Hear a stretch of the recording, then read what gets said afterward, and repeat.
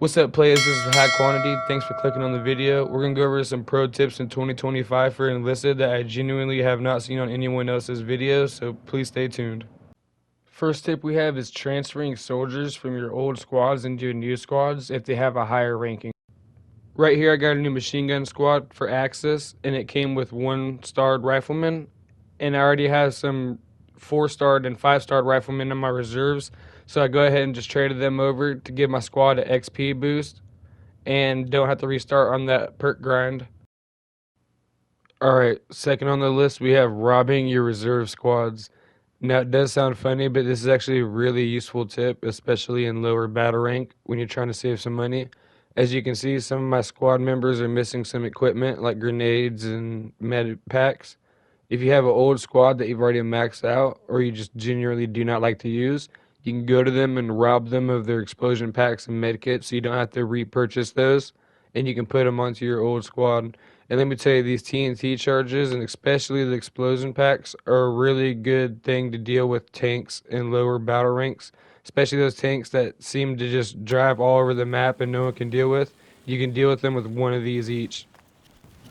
And if you can upgrade and grab a backpack and equip 2 of these things, you can do twice the amount of damage along with the throwing perk for twice the range you can throw it.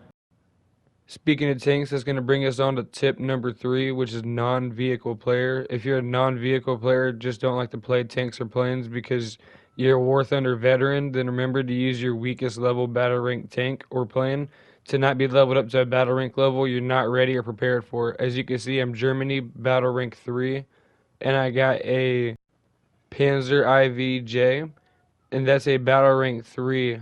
So I'm going to go ahead and switch that out for a lower ranked battle rank tank.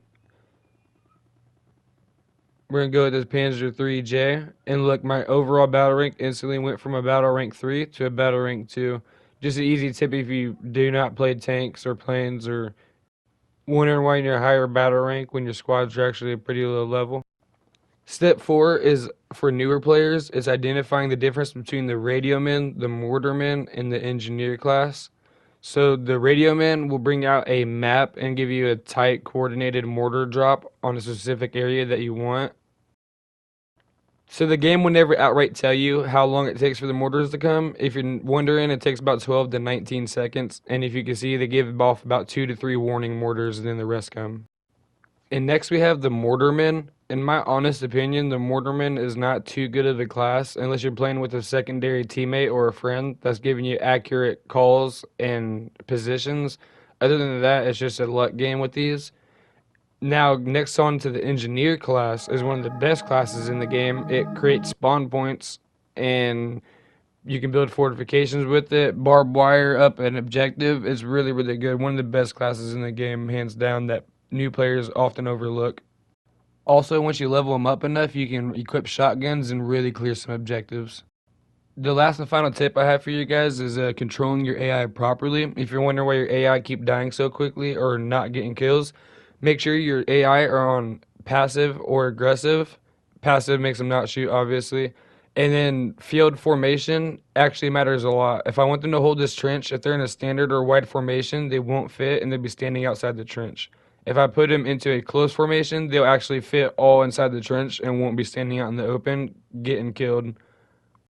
Also, double tapping the right bumper will leave markers, and your enemies will actually look over in that direction so they're not so oblivious.